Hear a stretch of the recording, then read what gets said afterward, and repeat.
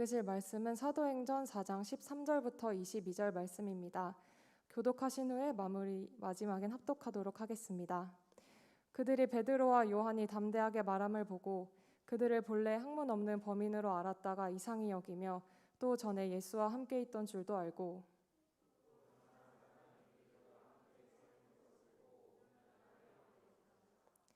명하여 공회에서 나가라 하고 서로 의논하여 이르되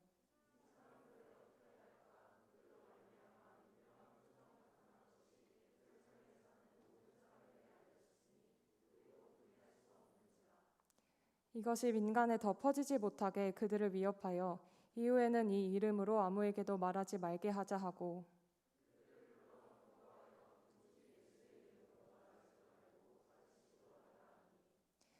베드로와 요한이 대답하여 이르되 하나님 앞에서 너희의 말을 듣는 것이 하나님의 말씀을 듣는 것보다 옳은가 판단하라.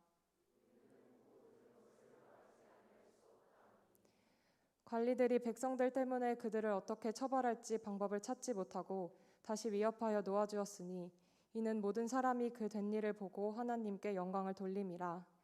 이 표적으로 병 나은 사람은 40여세나 되었더라. 아멘.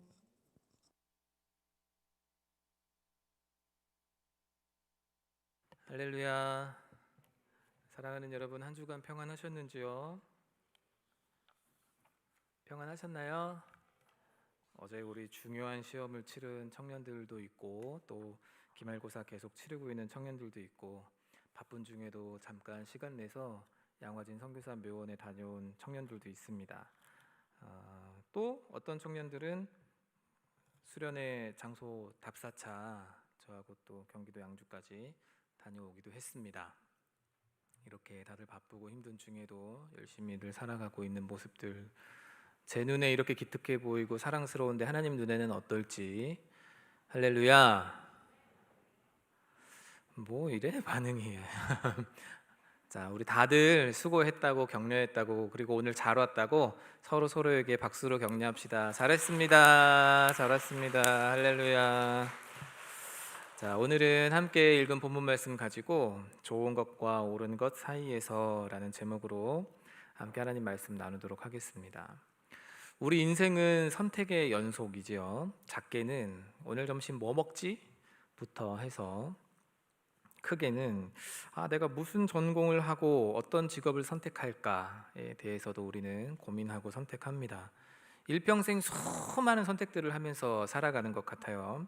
한 번밖에 없는 인생이니까 최선의 것을 선택하기를 다들 원하고 또 우리는 그리스도인이기 때문에 하나님이 원하시는 것을 선택하기 바라는 마음이 또한 있죠. 그러니 인생의 고단함과 여러 많은 선택지 가운데 갈등이 있는가 하면 거기에다가 하나님이 또 무엇을 원하시는지를 알고 그것에 맞는 선택을 해야 하는 부담도 있으니 우리 청년들은 참 이중으로 힘들겠다. 힘들어요, 여러분? 힘들다고 말하면 뭔가 추가 교육을 받아야 될 것 같고 안 힘들다고 말하자니 또 양심에 찔리는 것 같고 그렇죠?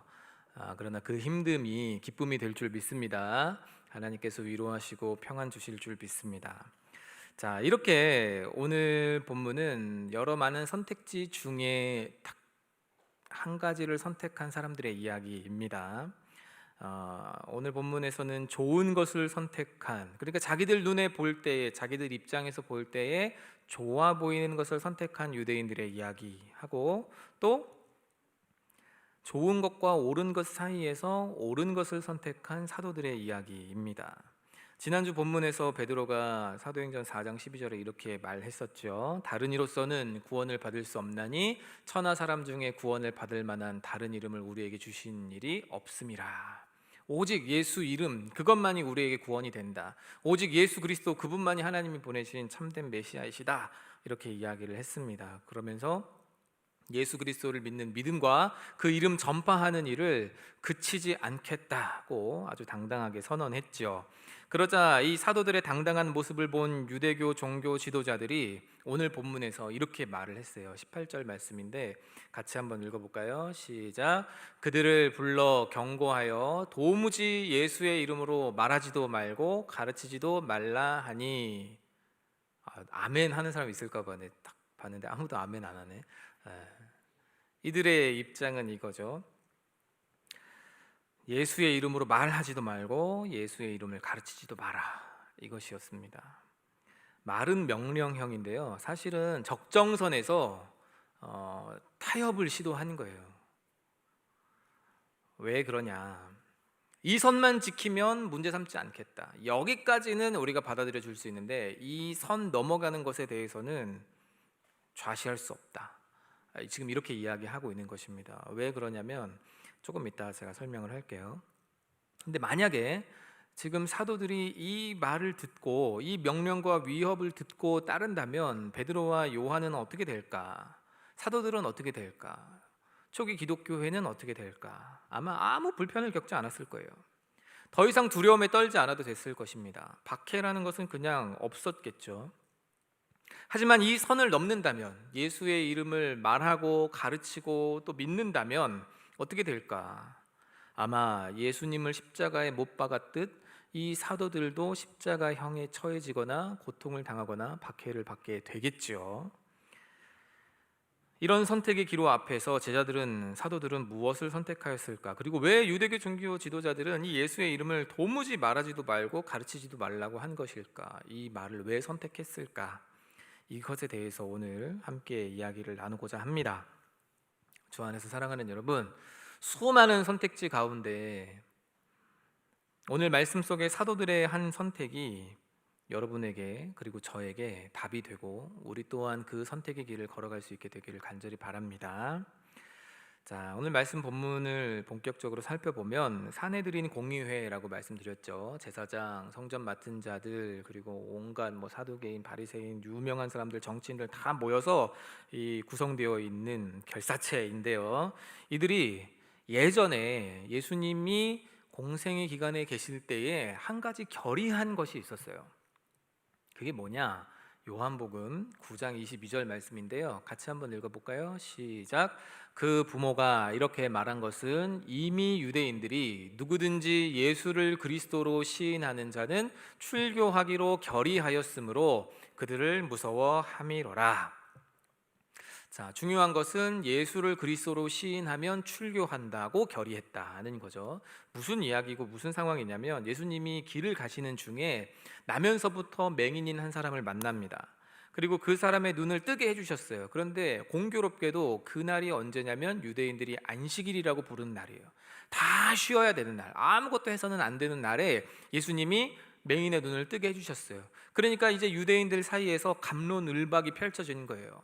저 사람은 하나님이 보낸 사람이다. 왜? 맹인의 눈을 떠줬으니까. 이쪽에서는 아니다, 하나님이 보낸 사람이 왜 안식일에 일을 하느냐, 안식일에는 쉬어야지, 이거는 계명을 어긴 거다. 막 갑론을박이 펼쳐졌어요.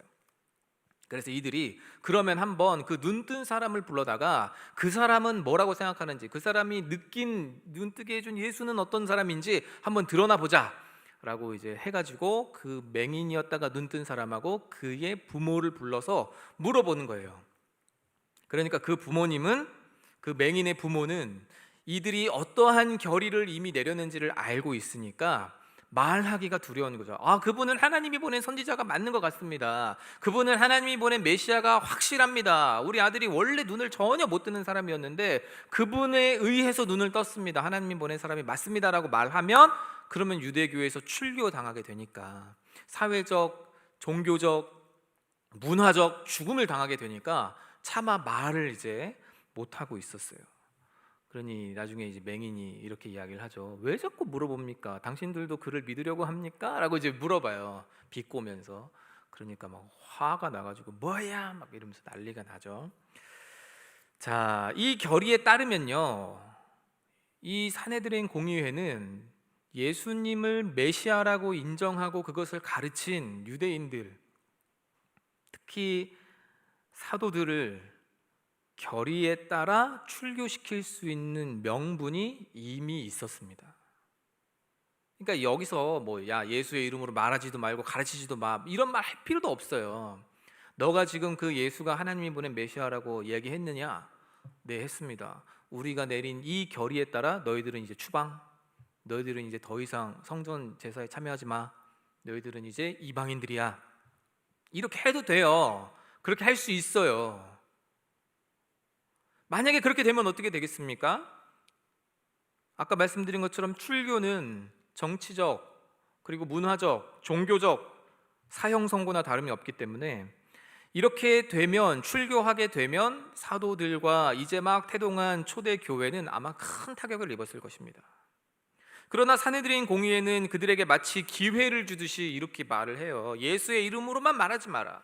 그 이름으로만 가르치지만 마라. 그렇게만 하면, 너희가 그 이름을 말하지도 않고 가르치지만 않으면, 그러면 이 선만 지키면 너희들을 용납해 주겠다. 그들이 이렇게 말할 수밖에 없는 이유가 있었어요. 뭐냐면 너무나 명백한 증거가 그들 눈앞에 놓여 있었기 때문입니다. 모두가 보는 앞에서 나면서부터 걷지 못했던, 나이가 40여 세나 되었던 그 사람이 일어섰어요. 선천적 장애가 해결된 그 사람이 또 동시에 누구 옆에 있느냐? 사도들 옆에 있는 거예요. 그러니 이들도 뭐라고 할 말이 없죠. 비난을 할 수가 없어요. 왜냐하면 벌어진 사실이 있으니까. 그래서 14절 말씀해 보니까 또 병 나은 사람이 그들과 함께 서 있는 것을 보고 뭐가 없어요? 뭐가 없어요? 비난할 말이 없어요. 비난할 말이. 너희가 말하는 그 예수는 이단이야, 사입이야, 가짜야 라고 말을 할 수가 없어요. 왜요? 너무 명백한 증거가 눈앞에 있으니까. 출교를 내릴 수도 없어요. 왜요? 너무나 명백한 증거가 눈앞에 있으니까. 다 아는 사람인데, 다 아는 사람이 나왔으니까.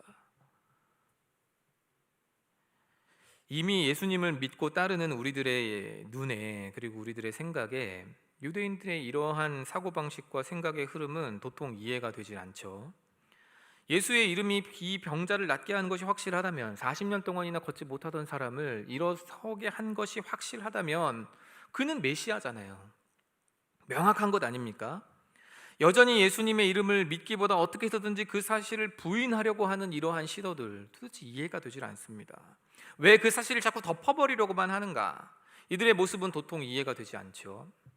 그런데 여러분, 이들의 예전 모습을 살펴보면 이들은 한결같아요. 예나 지금이나 한결같아요.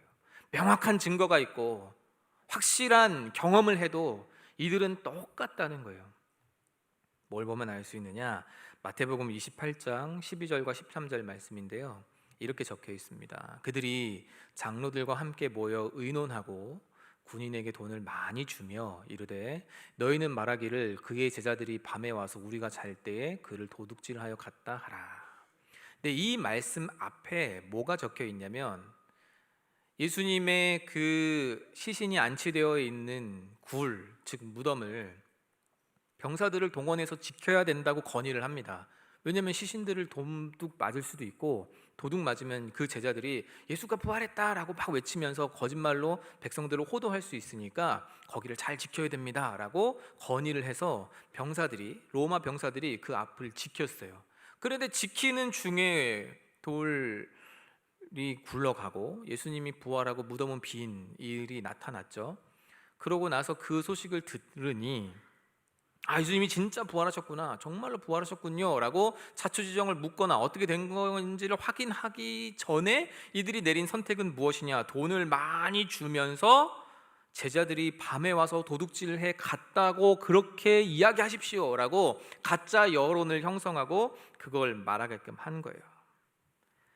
왜 이렇게 했을까? 왜 이렇게 했겠어요, 여러분? 이유는 하나밖에 없어요. 이렇게 하는 편이 자기들한테 좋은 거죠. 예수가 메시아가 아니어야 자기들에게 좋은 거죠. 예수가 진짜 하나님이 보낸 선지자가 아니어야 자기들이 권력을 유지하고 그걸 계속 지키는 데에 좋은 거예요. 그러니까 이들은 자기들 눈에 좋은 것을 선택하고자 거짓말하고 회유하고 적정선을 만들어서 그들에게 알려주는 겁니다. 무엇이 진실인지, 진리가 무엇인지 전혀 궁금해하지 않습니다. 자기 영혼의 문제에 대해서 전혀 관심을 기울이지 않아요. 단지 무엇이 나의 자리 보존에 필요한가, 무엇이 내가 쥐고 있는 이 한 줌 권력을 지키는 데 필요한가, 그것만 생각하고 있는 거죠. 어떤 편이 자기들의 지금 그 위치를 지키는 데 도움이 되는지 그것만 고려하고 있습니다. 그래서 이들은 예수님이 진짜 메시아인지 아닌지, 예수님이 정말 하나님이 보낸 그리스도인지 아닌지 그런 것들에 대해서는 전혀 관심이 없는 거예요. 예수님이 여러분 이 땅에 계시는 동안 얼마나 많은 기적들을 보여주셨습니까? 신비로운 일들을 보여주셨습니까? 심지어 죽은 사람을 살려냈잖아요. 다 보고 듣고 경험하면서도, 안식일에 손 마른 사람이 낫는 것을 보면서도, 눈먼 사람이 눈 뜨는 것을 보면서도, 귀신 들린 자가 낫는 것을 다 보면서도 늘 이들이 요구했던 게 뭐예요? 하늘로부터 오는 기적을 보여달라. 하나님으로부터 네가 메시아라는 사인, 그걸 우리에게 보여달라. 그걸 보여주지 않으면 우리는 너를 메시아로 인정하지 않겠다. 도대체 어디까지 해야 됩니까? 어디까지? 무엇까지 보여줘야 됩니까? 이들은 안 믿겠다고 작정한 거죠. 예수가 메시아가 아니어야 한다고 작정한 거고. 그래서 예수님은 요나의 표적 외에는 너희에게 보여줄 게 없다고 말씀하신 거예요. 자, 그래서 사도들에게 오늘 이렇게 말한 겁니다. 적정한 선에서 타협하자. 너희가 예수의 이름만 말하지 않으면 너희들 건들지 않을게. 너희가 예수의 이름만 전하지 않으면 건들지 않을게. 왜요? 예수의 이름을 말하고 예수의 이름을 전해서 예수가 메시아라는 것이 확실하게 많은 증거로 모든 사람들에게 퍼져 나가면 자기들의 자리가 위험하니까, 위태하니까 적정선을 지키자고 하는 거죠. 만약에 정말로 이 사람들이, 그 제자들이 예수님의 시신을 도둑질 해갔다라고 믿었다면, 이들을 만난 그 자리에서 이들이 예수의 옆에 서 있던 사람인 줄을 다 알았으니 이들을 만난 그 자리에서 뭐라고 말을 해야 됩니까? 이 시신 도둑들아, 이 시체 도둑들아, 너희들이 훔쳐간 그 시체는 지금 어디 있느냐라고 물어봤어야 되는 건 아니에요? 니네들이 다 도둑질 해가놓고 예수가 무슨 부활을 했다고 지금 여기서 이렇게 말하느냐라고 오히려 꾸짖어야 되는 것 아닙니까? 그러나 이들은 서로에게 이득이 될 만한 적정선을 제시하고 더 이상 문제를 일으키지 말자고 타협안을 제시합니다. 명령이었지만, 위협이었지만 사실은 좋은 쪽을 서로 선택하자였어요. 너희들이 이것을 선택하면 우리는 이 위치를 지키고, 너희가 그것을 선택하면 너희는 이제 더 이상 우리로부터 어떠한 위협이나 공격도 당하지 않을 것이다. 이거였죠. 주 안에서 사랑하는 여러분, 이게 바로 사탄이 우리를 속이고 우리를 넘어뜨릴 때에 미혹하는 방식입니다. 그는 광명한 천사로 자신을 포장해서 우리에게 접근해요. 그리고 우리를 파멸의 길로 안내합니다. 예수님을 시험했던 사탄을 여러분 기억해 보세요. 40일 굶었던 예수님에게 찾아와서 돌로 떡을 만들어 먹으라잖아요. 왜요? 건강 생각해야 되니까. 먹을 걸 먹어야 사니까. 좋은 쪽으로 생각해서 그 능력으로 이 돌들을 떡이 되게 하셔서 얼른 잡수십시오. 그러다가 몸 상합니다. 이거 아니에요. 성전 꼭대기에 올라가게 해가지고 거기서 뛰어내리래요. 뛰어내리면 어떻게 돼요? 하나님의 아들이기 때문에 천사들이 와서 하나님이 그 아들을 발꿈치도 상하지 않게 할 거다. 네 발을 붙들어서 땅에 쫙 안착되게 해줄 거다. 그러니 너도 보호받고. 성전에서 뛰어내리는 걸 본 모든 제사장과 성전 맡은 자들과 사두개인들이 그 장면을 보면서 이야, 하나님이 보낸 메시아가 드디어 왔구나. 천사들이 호위하는 걸 보니까 진짜 메시아구나. 아이고 메시아시여, 이 안으로 드십시오. 이 성전에 대한 모든 권리를 당신에게 넘기겠습니다. 말할 수밖에 없을 거 아니에요. 모든 백성들이 다 보는데. 대속제일 같은 때 모든 백성들 다 모여있는데 하면 얼마나 좋겠어요. 그렇죠? 광고 효과도 다 되고. 지금 사탄이 알려주는 방식이, 사탄이 하라고 하는 방법이 예수님에게 나쁠 게 뭐가 있습니까? 하면 좋은 거 아니에요? 쉽게 문제 해결할 수 있잖아요. 제자들 따로 막 불러 모아가지고 가르치고 어쩌고, 말도 잘 안 듣는 사람들한테 가가지고 막 치유해주고 뭐하고 막 먹을 거 나눠주고, 잠깐 좀 쉬려고 하는데 그새를 못 참고 막 지붕 뜯어내고 사람들 들여보내고 그러잖아요. 순서도 안 지키고 질서도 안 지키고 지붕 뜯어내가지고 막 달아내려서 우리 먼저 치료해 달라고. 얼마나 이기적인 사람들이에요, 그죠? 근데 예수님 거기다 대고 뭐라 그러세요? 야, 이 사람들아, 남의 집 지붕을 뜯으면 돼? 저 같으면 그렇게 할 텐데. 네 믿음이 크도다. 작은 자야, 네 죄사함을 받았느니라. 예수님도 이미지 관리하려면 얼마나 힘들어요. 예수님 뭐 승질 없습니까? 예수님도 인격이 있는데, 호불호가 있는데. 제가 며칠 전에 아내하고 그거를 막 이야기를 했거든요. 아내랑 지붕 뜯어낸 이야기. 근데 지붕 뜯어낼 때 그냥 사부작 하다가 절컹 짠, 빛이 쫙 들어오고 지붕이 열렸네. 사람이 쓱쓱쓱쓱 내려가서 어이구 사람이 내려오네. 어떻게 오셨어요? 저 좀 고쳐주세요. 네 알겠습니다. 이러지 않았을 거 아니에요. 여러분 지금 여기 있는 이 지붕도 만약에 뜯어낸다고 쳐봅시다. 먼지, 돌멩이, 가루 이런 것들 막 후다다다닥 떨어질걸요? 안 그러겠어요? 예수님 한참 막 치유해주고 가르쳐주고 뭐 하고 있는데 지붕 뜯어지고 돌멩이 떨어지고 막 먼지 날리고 컬럭컬럭대면서 야 이게 뭐냐, 안 그랬겠어요? 그런 거 하나도 안 해도 된다는 거예요. 뭐만 하면, 성전 꼭대기에서 뛰어내리기만 하면, 좋은 길, 쉬운 길이 있잖아요. 이 길로만 가면 모두가 인정할 수 있는 길이 있다고요. 예수님께도 좋고 백성들도 이분이 메시아구나라고 확실히 알 수 있으니까 그들에게도 좋고, 누이 좋고 매부 좋고, 다시 누이 좋고 도랑치고 꼭 먹고 일석. 그런데 이게 왜 시험입니까, 여러분? 왜 시험이죠? 하나님을 시험하는 것이니까요. 하나님의 목적에 반하니까요. 하나님의 일하심과 반대되니까요. 하나님이 쉬운 길, 편한 길, 좋은 길 가라고 예수님을 보내신 게 아니니까요. 만약에 이들의 이 제안, 너희가 예수의 이름으로만 말하지 않으면, 그 이름을 전하지만 않으면 너희에게 어떠한 해도 가하지 않겠다라고 한 이 제안을 사도들이 받아들였다면 어떻게 되었을까? 그 이후에 사도들은 그냥 편안하게 잘 살았을 거예요. 어떤 두려움도 없이, 박해에 대한 어떤 위협도 없이 그냥 슥 지내다가 살았을 거예요.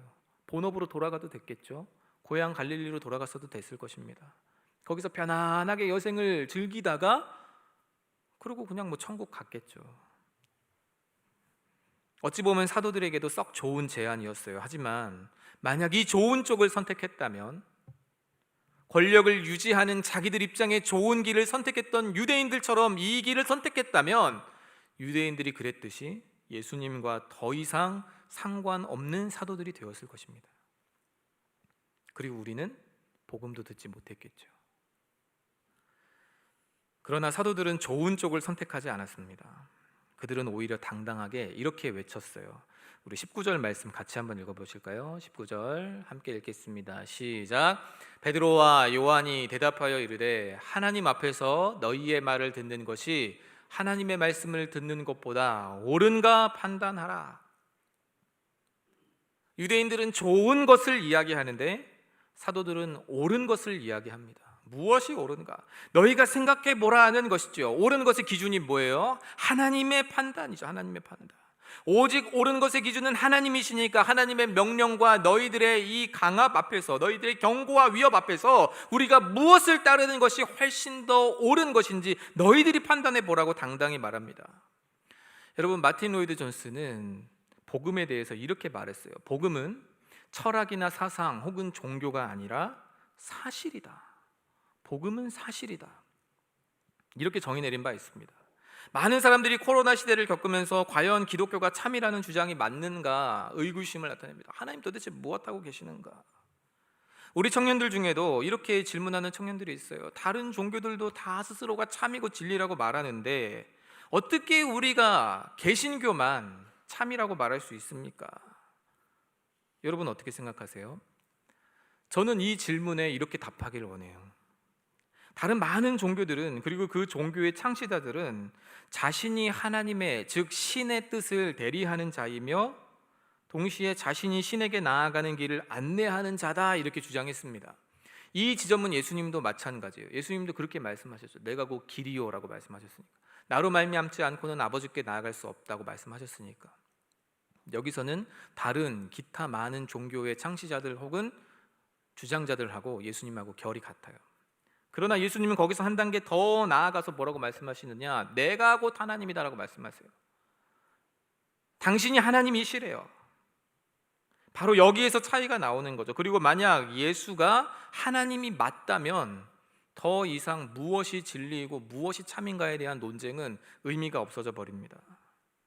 그럼 예수가 진짜 하나님인지 아닌지 이것만 알아보면 되는 것 아니에요? 성경은 우리에게 말하죠. 예수가 참 하나님입니다. 무엇을 통해 그것이 확정되었다고 이야기해요? 그의 부활하심을 통하여. 직접 증언이 있습니다. 예수님은 자신이 바로 하나님의 아들이자 하나님이라고 말씀하시면서 자기가 죽었다가 3일 만에 부활할 것이라고 미리 예견하셨고 말씀하셨어요. 그는 하나님과 동등하신 분입니다. 또 여기 간접 증언이 있지요. 그 간접 증언은 바로 이 모든 일을 곁에서 목격하고 경험한 사도들의 증언입니다. 사도들은 이렇게 말했어요. 20절 말씀 같이 봅시다. 이렇게 말했어요. 우리는 보고 들은 것을 말하지 아니할 수 없다. 예수의 이름으로만 말하지 마라. 그러면 너희가 편안해질 것이다. 그 회유책 앞에, 그 적정선 앞에 이들은 이렇게 이야기를 합니다. 무엇이 옳은가 너희가 판단해 봐라. 동시에 우리는 보고 들은 것을 말하지 아니할 수 없다. 사도들은 예수께서 그리스도이시고 그가 우리 죄를 대신하여 죽으셨다가 다시 살아나심으로써 그가 바로 하나님이심을 증명하였다고 주장했습니다. 그리고 우리가 이 사실을 믿기만 하면 하나님께로부터 죄 사함을 받고 그의 구원의 보증으로서 성령을 받을 것이다 라고 이야기했어요. 이게 바로 복음입니다. 복음은 교리도 아니고 복음은 철학도 아니고 사상도 아니에요. 심지어 복음은 종교도 아닙니다. 복음은 무엇이죠, 여러분? 그저 사실이에요. 있었던 일이고 되어진 일입니다. 복음은 사도들이 직접 보고 들은 것이에요. 그래서 사도 베드로는 베드로후서 1장 16절에서 이렇게 말했어요. 새번역 성경을 통해 우리가 보면 이렇게 말합니다. 우리가 여러분에게 우리 주 예수 그리스도의 권능과 재림을 알려드린 것은 교묘하게 꾸민 신화를 따라서 한 것이 아닙니다. 우리는 그의 위엄을 눈으로 본 사람들입니다. 직접 보았고 경험했고 들었는데 그것을 없던 일로 삼을 수 없다. 그것을 없던 것처럼 살아갈 수 없다. 예수가 진짜로 부활하셨기 때문에 그가 하나님의 아들이시고 메시아이시고 하나님 그분이시라는 것을 우리가 경험한 순간부터 우리는 이것을 말하지 않을 수 없다. 이렇게 말하는 거죠. 본 것 못 본 것으로 하고 없던 것으로 하면 아마 개인은 편하고 삶은 자유로웠을 수 있어요. 그렇게 됐을지도 모릅니다. 어찌 보면 그 편이 훨씬 더 나았을지 몰라요. 그러나 베드로와 요한은 하나님 앞에서 하나님이 무엇을 더 옳게 보실지 그것을 생각했습니다. 하나님이 무엇을 더 옳게 보실지, 그리고 하나님의 말씀이 우리에게 무엇을 요구하는지 그것을 살펴보았습니다. 여러분, 주님은 마지막에 제자들에게 이렇게 부탁하셨잖아요. 마태복음 28장 보면 내가 너희에게 분부한 모든 것을 가르쳐 지키게 하라. 볼지어다 내가 세상 끝날까지 너희와 항상 함께 있으리라. 예수님이 마지막 부탁, 마지막 명령 무엇이었습니까? 가서 제자 삼아라. 내가 너희에게 분부한 모든 것을 다 가르쳐 지키게 하라. 이게 예수님의 마지막 분부요, 마지막 명령이고 사도들에게 주어진 사명이었습니다. 결국 옳은 삶이란 사명을 중심하는 삶이고, 옳은 것이란 하나님의 편에서 하나님께 좋은 것이 됩니다. 구약 시대에 영적으로 가장 어두웠던 사사 시대의 사람들은 옳은 길을 선택하고 옳은 길을 갔어요. 좋은 것이 아니라 옳은 것을 선택했습니다. 그런데 그들이 왜 영적으로 가장 어두운 시대였느냐? 사사기 21장 25절은 우리에게 이렇게 설명합니다. 같이 읽어봅시다. 시작. 그때에 이스라엘의 왕이 없으므로 사람이 각기 자기의 소견에 옳은 대로 행하였더라. 옳은 길은 옳은 길인데 어떤 옳은 길이라고요? 자기 소견에 옳은 길.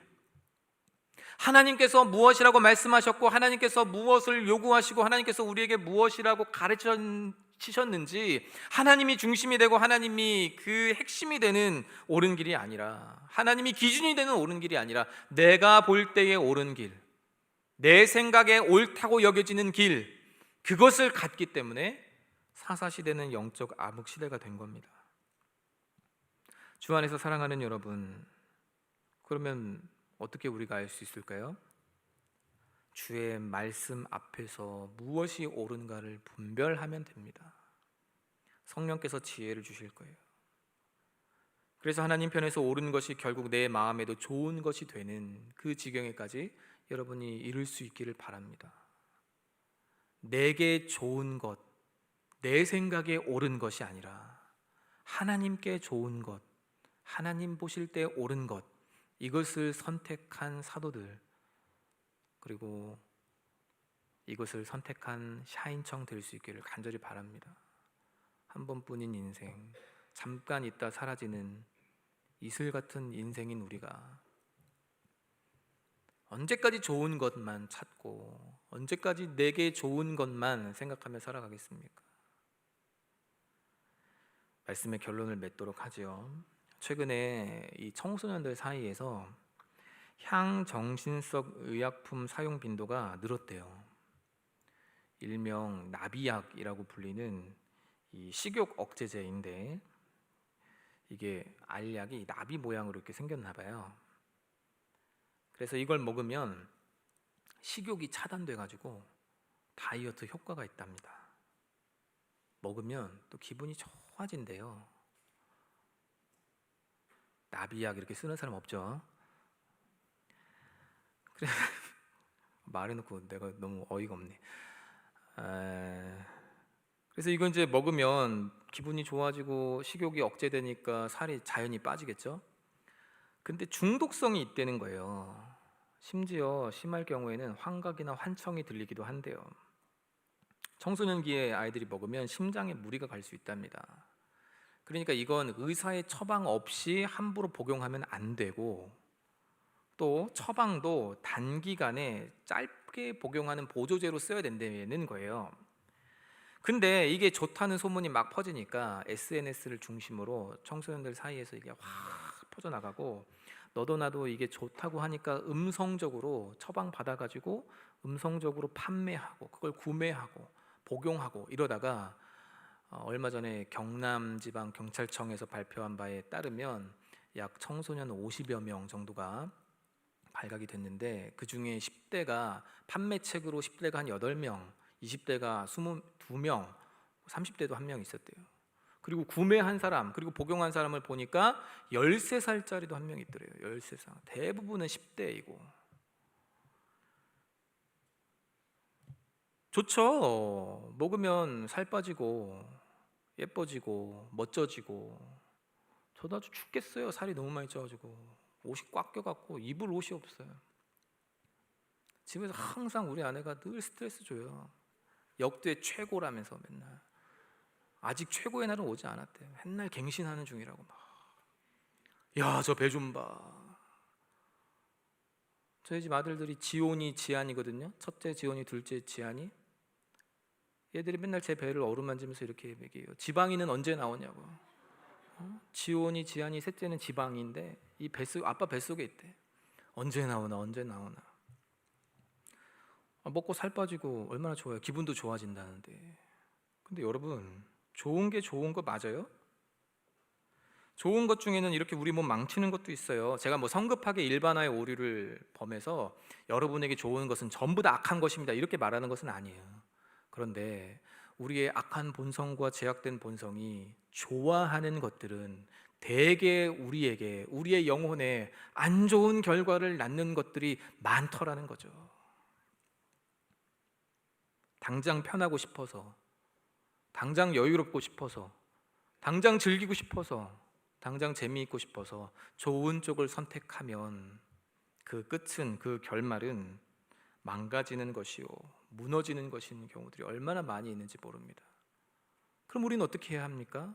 하나님 앞에서 하나님의 말씀이 우리에게 무엇이 옳은 것이다 라고 가르쳐 주는 것을 알고 분별하고 그 길을 선택하며 따라가야 되는 것이지요.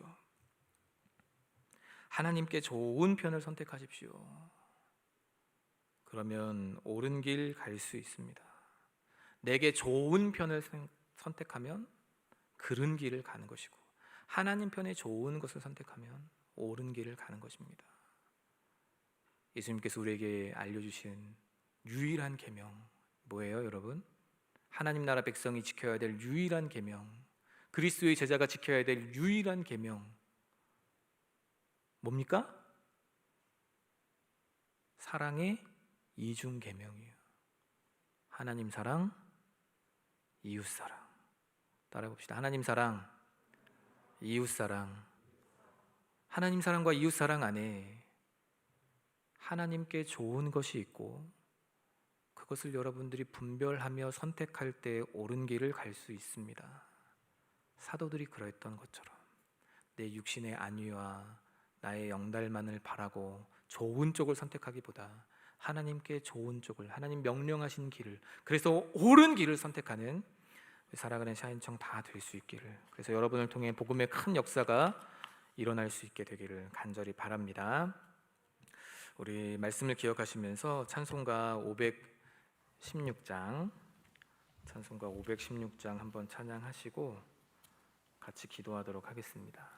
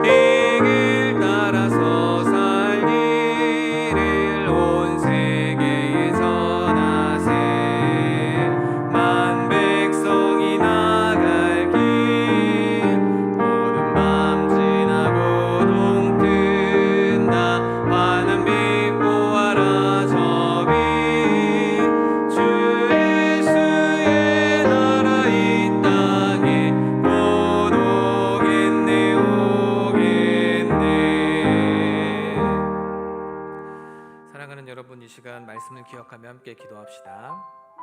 작은 이익 때문에 옳은 길이 무엇인지 알면서, 하나님께서 요구하시고 기뻐하시는 길이 무엇인지 알면서 옳은 길이 아니라 좋은 길, 내 편에, 내 입장에 좋은 것 선택하며 살아가지는 않았는지 스스로를 돌아보게 하시고, 하나님, 이 선택의 기로 앞에서 항상 좋은 쪽을 선택하는 것이 아니라 옳은 쪽을 선택하는 제가 되게 하여 주시옵소서. 무엇이 바른 것이고 무엇이 의의 길이고 무엇이 하나님 기뻐하시는 길이고 무엇이 하나님 명령하신 길인지를 알아서 순종으로 그 길 나아가는 사람 되게 하여 주옵소서. 그 길이 때로는 고통스럽고 그 길이 때로는 불편하고 그 길이 때로는 많은 손해를 감수하게 할지라도 나중에 하나님 앞에서 옳다 인정함을 받고 잘했다 칭찬함을 받고 하나님께 영광이 되고 이웃에게 기쁨이 되는 길인 줄 믿는 믿음으로 하나님 옳은 것을 선택하는 내가 되게, 우리 샤인청 되게 주여 도와주시옵소서. 우리 이 시간에 함께 기도로 나아가도록 하겠습니다. 살아계신 하나님 아버지, 이 시간 우리를 기억하시고 우리를 자리에 불러서 예배드리게 하시며 말씀 듣게 하시니 하나님 감사합니다. 하나님, 무엇이 우리에게 정말 옳은 것인지 하나님 알게 하여 주시옵소서. 그냥 내 생각에 좋고 내 입장에 좋고 내 장래에 좋아 보이는 길을 선택하는 것이 아니라 때로 이것이 가시밭길 같고 이것이 때로 어려움이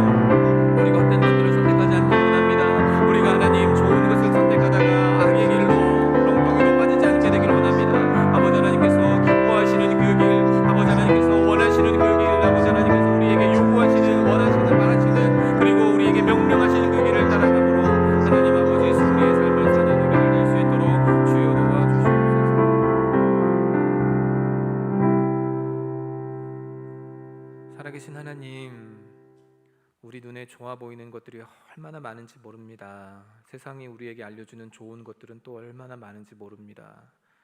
우리도 살면서 많이 누리고 싶고 많이 즐기고 싶고 또 많이 갖고 싶어서 우리는 우리 눈에 우리 귀에 듣기 좋고 보기 좋은 것들을 많이 선택하며 살아갑니다. 하나님, 그러나 그것이 과연 하나님 보실 때에도 옳은 것이고 하나님 편에도 좋은 것인지 우리가 더 진지하게 고민할 수 있도록 도와주시옵소서.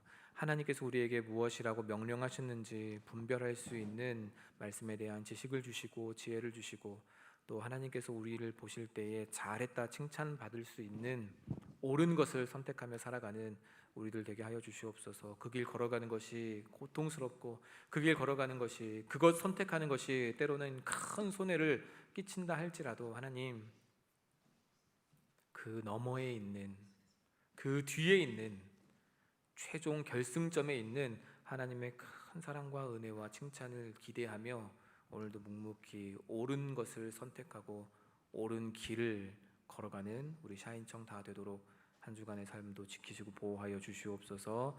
감사드리며 살아계신 예수님 이름으로 기도드립니다. 아멘.